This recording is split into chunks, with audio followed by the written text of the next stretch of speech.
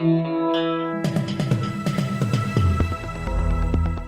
listening to the Betoota Advocate's weekly news wrap on Desert Rock FM 96.5. Welcome back to the Betoota Advocate News Bulletin on what we hope is your first Friday since entering isolation.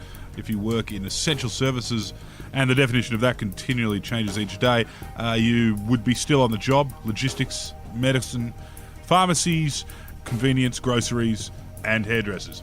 We're here to get you through these weird and uncertain times ahead. As always, we'll be delivering the podcast every week. We've also released a new daily edition of the News Bulletin, and of course we will continue with our weekly interviews. I'm Clancy Overell, editor of the Betoota Advocate. And I'm Errol Parker, I'm the editor-at-large. And yes, if you think it's a bit clunky this week, it's because we're just getting used to this program called Skype, which we're using via the Sky Master satellite. Reading the news for us this week, as always, is Wendell Hussey, the cadet. How are you, Wendell? Very well, thank you, Clancy. Trying to adjust to this working from home business, but I'm well. Been really getting into my Russian ice hockey. I'll get some tips off you later.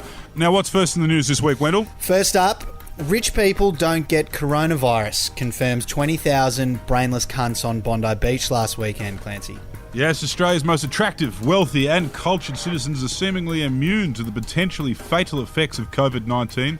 Like most inner-city yuppies, the residents of the eastern suburbs think just because they've got a bit of coin, they shouldn't have to compromise on their lifestyle for anything or anyone, even if that is a deadly pandemic. Our reporters spoke to some of the locals down there who said that everyone was just jealous that they didn't have a natural wonder like Bondi on their doorstep. Yeah, and there was a comment on that one from Chris Nguyen, a rather dark comment, but something to think about maybe.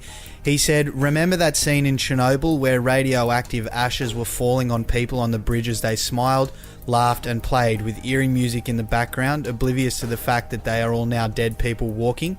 I'm getting the same vibes here, which I hope isn't the case. But... Well, as everyone knows, Bondi Beach is actually an open sewer, as most of Sydney's sewerage comes out of pipes a few k's off the coast of Bondi, so I guess they were really bathing and dancing in the pale moonlight while feces was covering their sickly pale bodies. That whole Bondi debacle caused Scotty from marketing to get called into work on the weekend and give a few addresses. Some of those addresses have raised a few eyebrows, and as a result, the Prime Minister's speechwriter has revealed he doesn't know why he even fucking bothers anymore. Yes, this bloke's had a really tough time as of lately. He said he can't keep Scotty from marketing from inserting his own little ScoMo-isms into each speech, making the directives that his nation is all waiting on at every press conference that he does at 10 p.m. on a weeknight that much more messy, about as clear as mud. This really is Scotty's toughest marketing campaign to date, boys. But he'll keep plugging away and he'll keep trying to win the people over with weird anecdotes instead of concrete and clear information by the looks of things. You ever tried bar, Errol? I have tried bar. It wasn't my thing. I've also tried other things of that nature. I've also tried tapas. I've also been to a couple of sushi trains. Not for me. Very worldly. Just left with a big gut ache. Yeah, I know I'm certainly missing the trampoline venue, but what can you do? Back home in Queensland, how are things looking to you, Wendell? Well, the next story is Bob Catter loads 12 gauge after hearing faint cough a couple of blocks from his electoral office. Now, we're talking draconian. I think Bob's taking it to a new level, almost martial law up there in the Kennedy electorate, taking things into his own hand to protect the immunocompromised people of the Gulf country. Bob Catter was seen firing his shotty in the air and trying to locate the source of a faint cough that was ringing out through the suburbs of Mount Isa. Yes, if there's one man who's not going to be kissed by the pangolin in North Queensland, it is Bob Catter Sr. He said, "Little Johnny, he tried to take away our guns, but he didn't get all of them, did he? I will protect the elderly and the immunocompromised people of the Queensland backcountry by any means necessary." Good on him. Elsewhere around the great 8-in-a-row state now, and Pauline overcome by jealousy, the coronavirus is getting all the credit for closing the borders. Yes, while the virus originated in China, a place that Pauline is quite vocal in her criticisms of, the true source of the Australian explosion are cruise ships and Americans. Clancy, is Pauline's first chief of staff way back when? Do you think this new reinvigorated hatred Pauline's shown for Asians means she's really gone full circle in her mission to inject hate and fear into the Australian psyche? Mate, I was only working for Pauline while she was on the Liberal ballot. Things changed pretty quickly after that.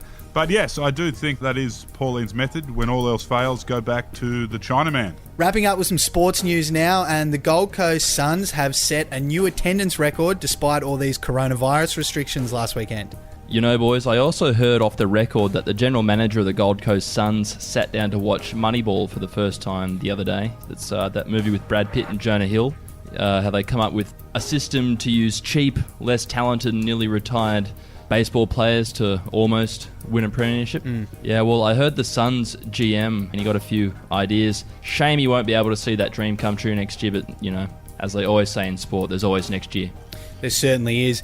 Errol, as the number one ticket holder for the mighty Gold Coast Suns, where do you think they've all gone wrong?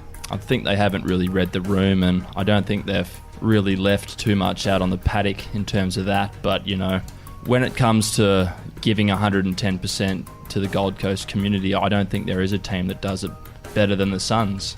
But in saying that, I don't think that the Suns have enough petrol left in the tank to see out potentially what could be 1 or 2 seasons out of the game. So, I don't know, I guess maybe the Suns should have just been a little bit better at AFL. They might be the Tasmanian Suns in 2022. Is that what you're saying? God can only hope. If they can't get Carmichael Hunt back. All right, some interesting points there.